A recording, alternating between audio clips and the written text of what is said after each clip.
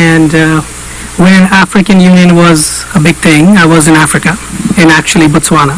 I lived in Africa for 7 years, speak 3 African languages there.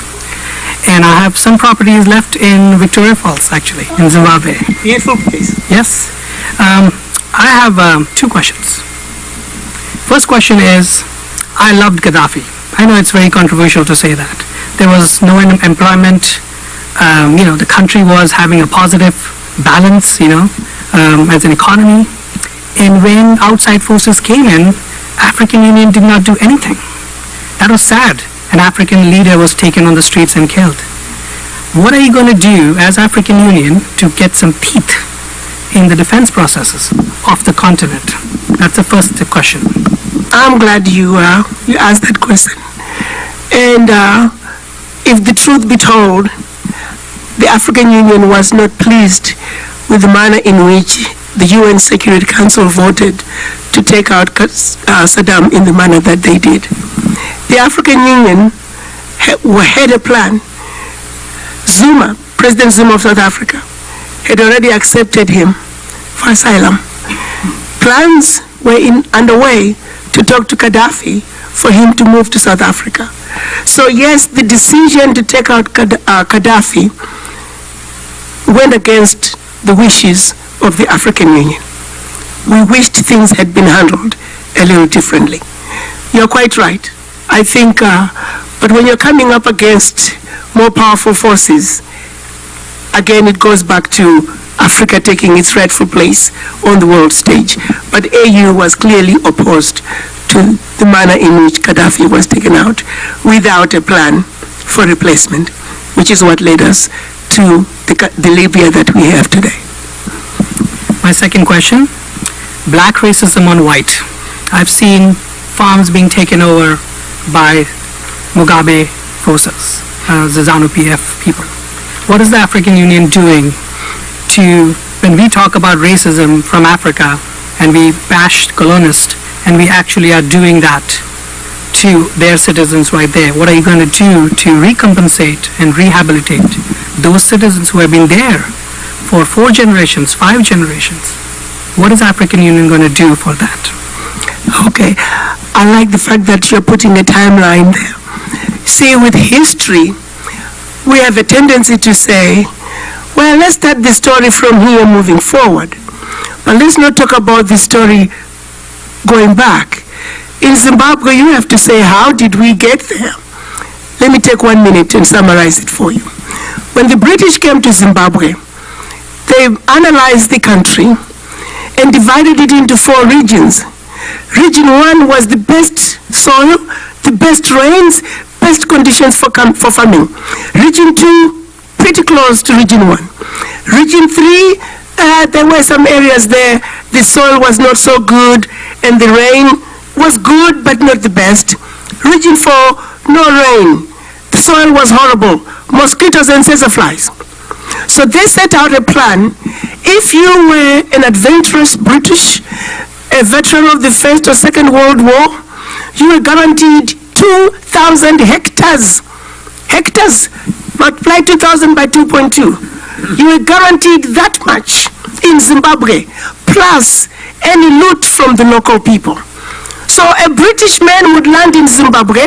So based on the regions that they had decided, they were going to move all the black people, preferably from the region 1 and 2 to region 4. So the process started. And how did a British map up their land? You got on a horse, they'll tell you this region. Get on a horse and you ride in one direction for a day until either you or your horse were tired. You put your bag. Tomorrow morning you do the same thing. So it took 4 days for the Englishman to map up his land. At the end of the 4 days, everything in it is yours. And the people who lived on that land were told, in this direction, go past this mountain. In this direction, go past this river. They left with whatever they could carry. The chickens, the goats, the cows, they were theirs. And some of them were not so lucky. You barely settled again when another Englishman came and he was given that part. And there you were again.